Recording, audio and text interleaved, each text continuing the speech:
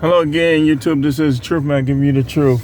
This is going to be the last video of today, and it's going to be part of the Isaiah 4:1 series. Tomorrow we might make like a video in the morning, video in the afternoon. Saturday we ain't going to make no videos. And then we'll pick up again with the Sunday sermon.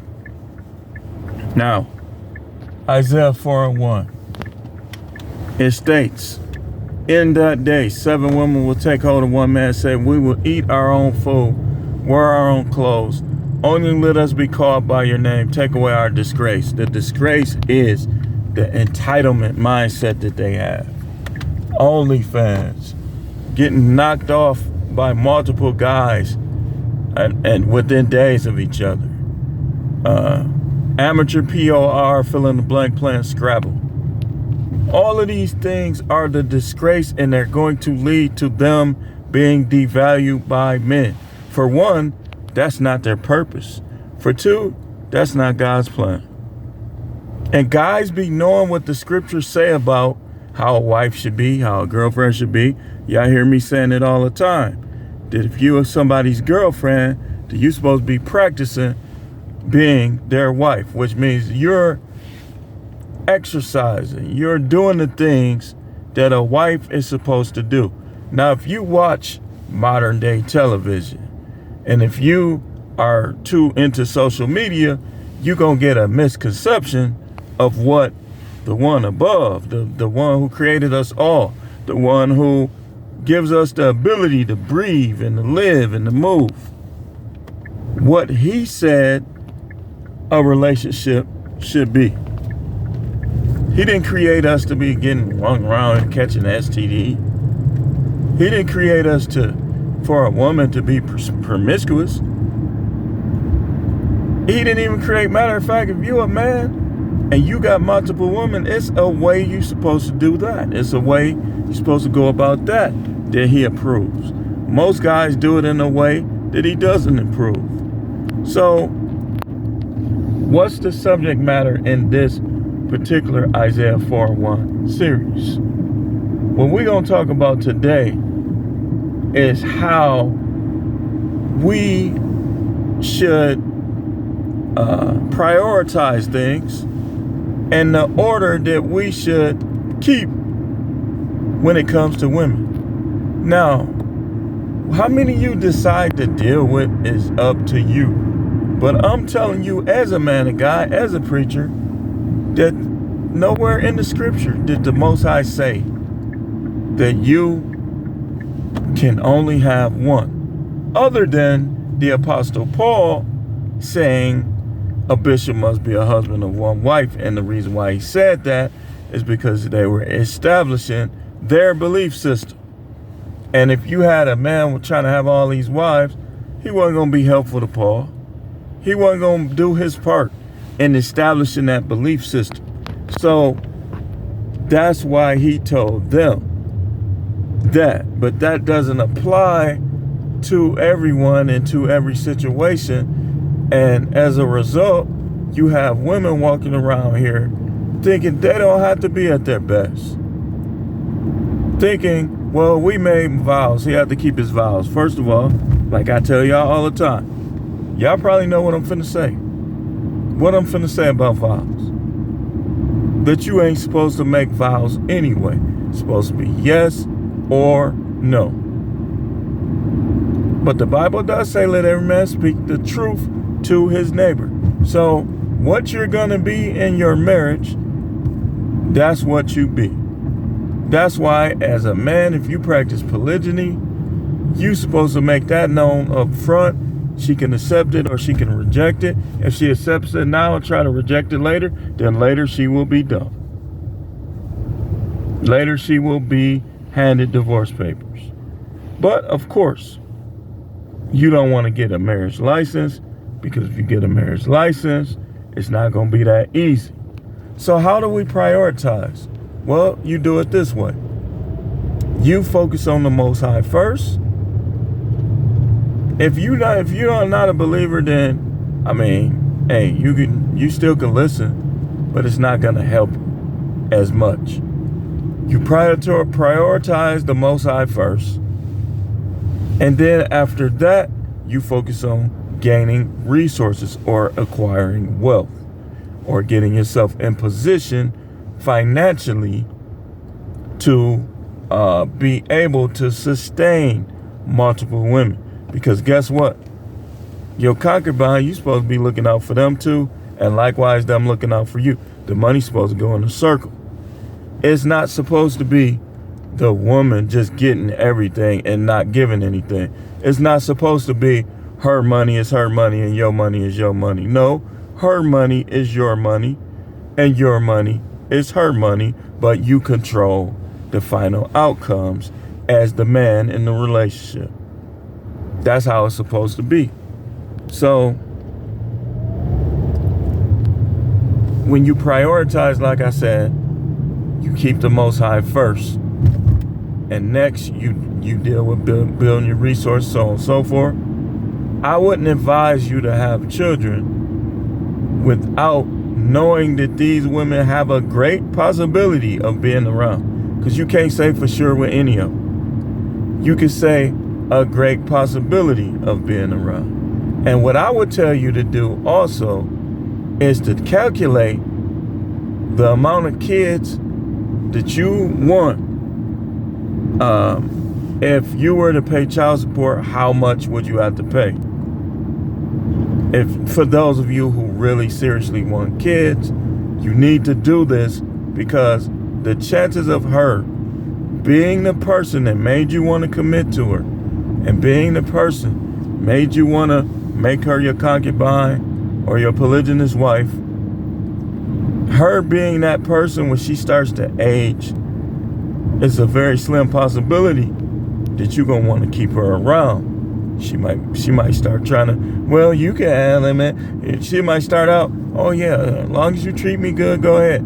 But then she hit 35, 40, 45. Well, I never really agreed with polygyny. I just went along with it. But now I look at it like this. If you can have the women, I should be able to have other men. Dump. Get out of my face. Don't need you. It's too many of you. Don't need you. The Most High made me the ruler of the house. He didn't make you the ruler. If you can't accept that, move around. And you guys need to start doing this. You need to start prioritizing. Part of prioritizing is you don't need them. You want them. You got to understand the difference. If you don't understand the difference, these women in today, 2022, gonna ride and walk all over you. Don't never feel sad if you don't got no girls. So what? Work. Get your money. Play video games. Develop your hobbies. So what? Worst case scenario, you can J.O. it. You can J.O. it. Second worst case scenario, you can come up with a concubinal agreement and just pay for it. Concubines can either be up front. Remember Samson, y'all. Read Judges 16 now. I'm not taking this out of context. What did Samson get in trouble for? Did he get in trouble for messing with those Philistine women? No. Did he get in trouble for paying for prostitutes? No. Matter of fact, let's go here. You know them Pharisees was in those shrines messing with prostitutes. So when they tried to judge him, that's why he said, let him who is without sin cast the first stone. What he was really saying, because remember, sin is the breaking of the law. So what he was really saying is if you completely blame me, here, I'm going to give you the rock, you throw it at her first. You know what they did? They threw all their rocks on the ground and walked away. This is why people don't like prophets. The real prophets gonna show you you. They're gonna show you you.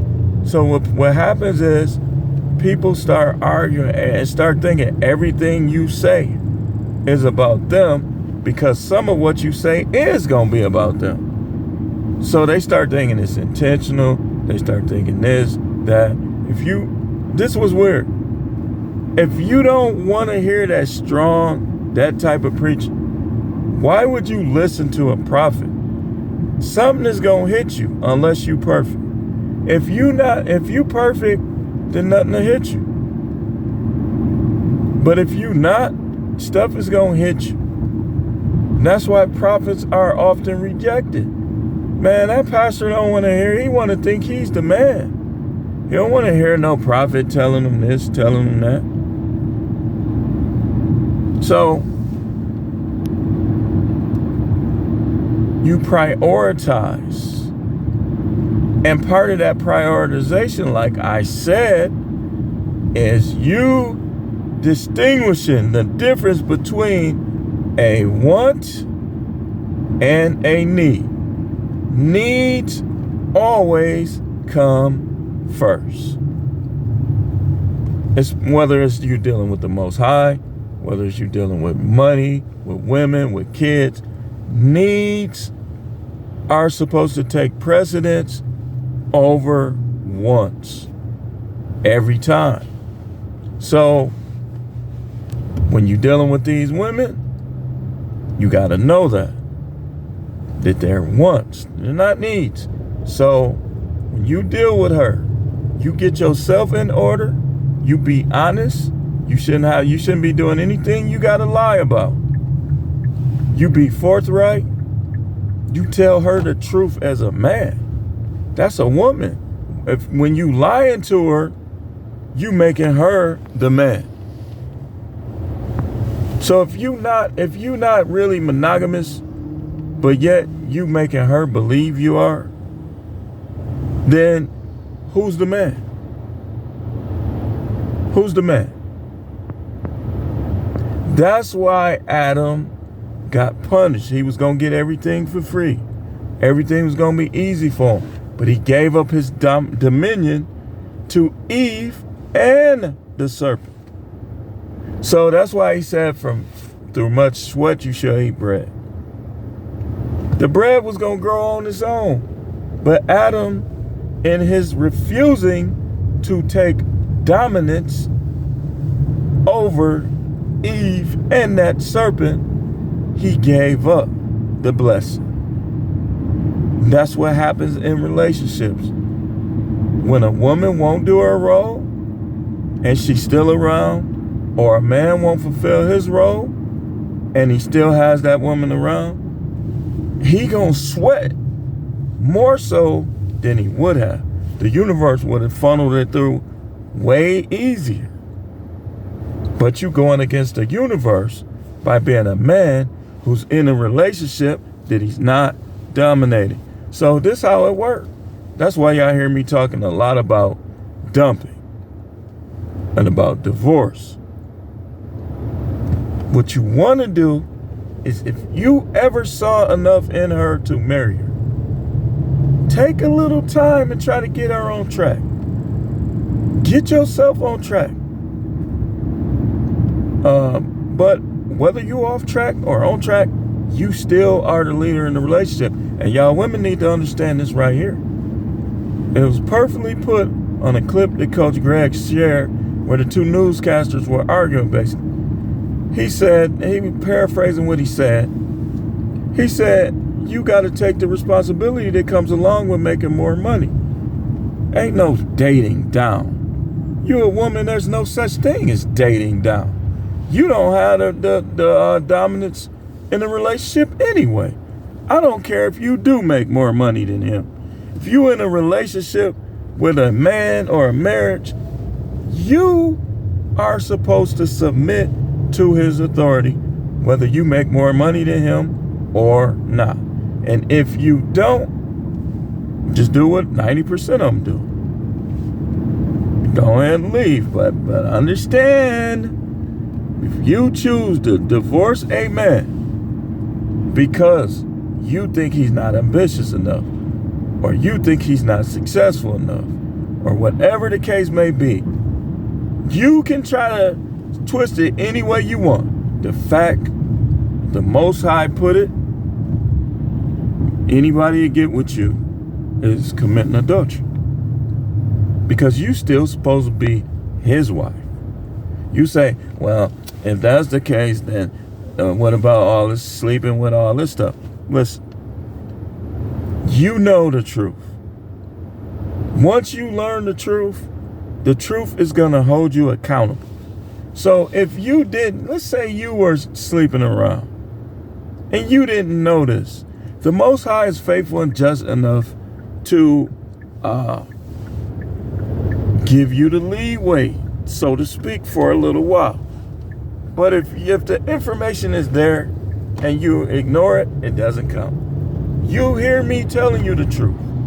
You can't ignore this fact. You say, but I didn't know. You heard it. You heard it. You heard it. And that's why you need to read the Bible, because if you read the Bible, the Most High will put the truth in your heart. You'll know this. So, if you're, again, let me say it again. If you're a woman, let's say you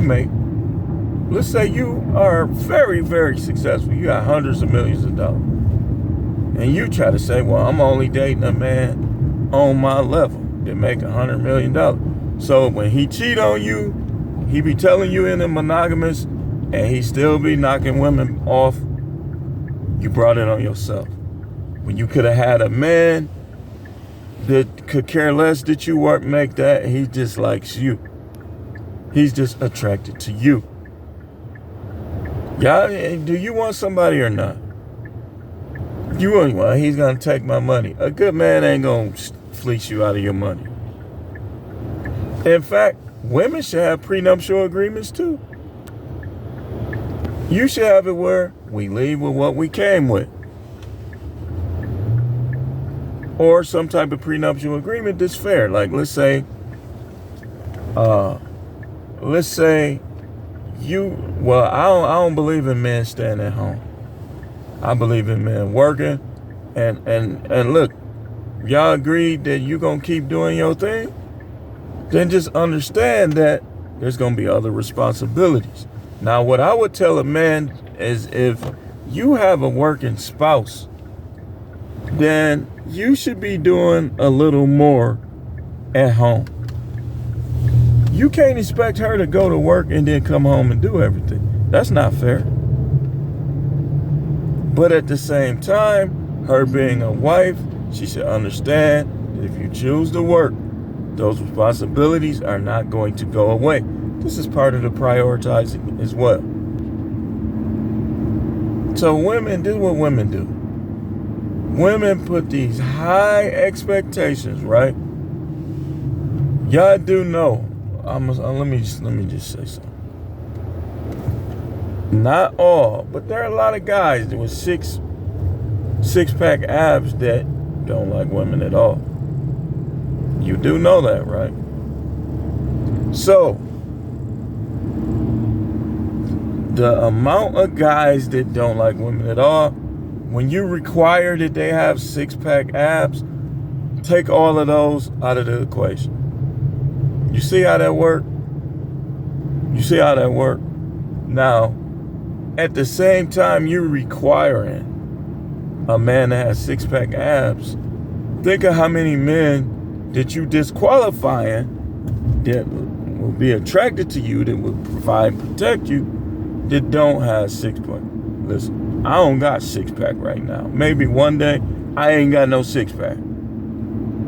I ain't got enough. My stomach kind of smooth, but I ain't got no six-pack. All right? So look at it like this. Every woman requiring a six-pack, they will have to eliminate guys like me from the equation. And guys like me are provider, protector. I'm a freaking warrior. I'm a warrior. I'm going to find a way to win 99% of the fights that I would possibly be in. That's just me. I don't believe in fair fight. I believe in winning the fight. Okay? So a guy like me, you come doing all of your jiu-jitsu and all this stuff, and you cut up and you got the 8-pack out, I just bust a bottle on your head. Or put my finger through your eye or something. I'm going to win the fight. So, You eliminate those. Then you take a dude. I've seen somebody, I'm not saying, some of these dudes can thump. And some of these dudes are so strong, they will literally rearrange your face possibly. But some of them, I've seen. You get too big sometimes, you don't be throwing them punches right.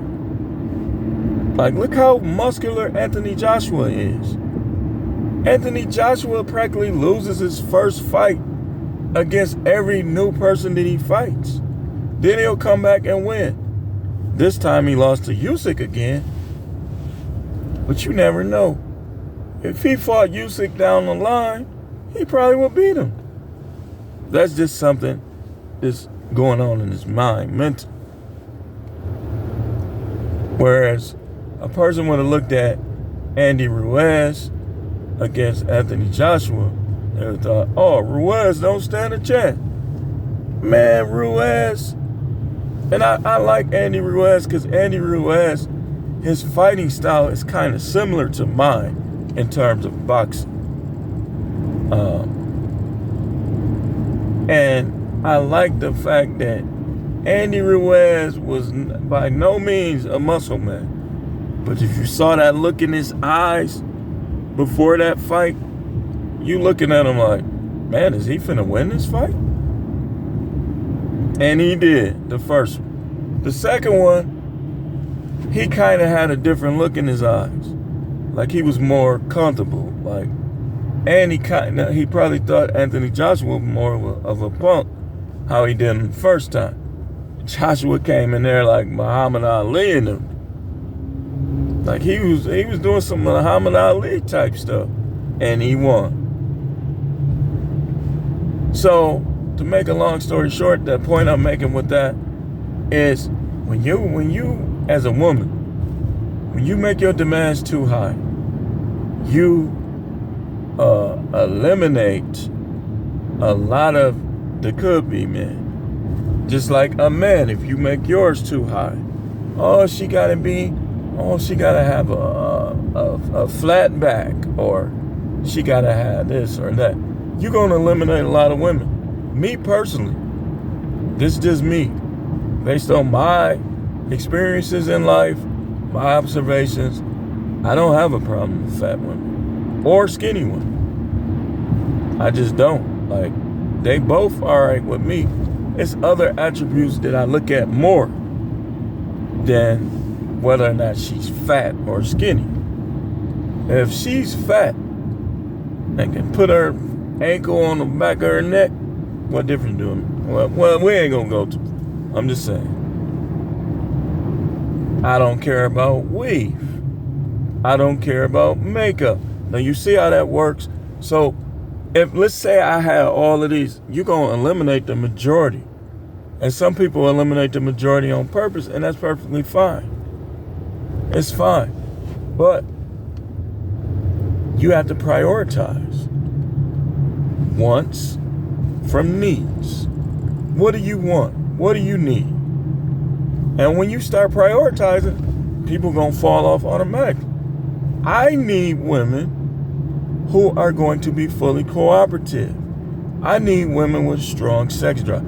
I need women who will do things the Bible's way. These are the things I need. Now, what if I took, let's say I had 2 wives and 2 concubines, and I put bags over all of their heads, and they were everything I needed, but I yet knew what I wanted. I'm sure if they everything I need, they gonna still be there, and I'm gonna find a way to get what I want. That's how it works when you start prioritizing. When it comes to women, you know God gotta be first, but you don't put women over yourself. Even in a marriage, you should never put them over yourself, because you're supposed to rule over. How can you rule over somebody that you put over yourself? You can't. And that's where we're gonna end. This is The Truth, man. The channel is the No Matrix, No Simping, All Subjects channel. Thanks for watching. We'll see you tomorrow with a couple more videos. Everybody trying to have a good day.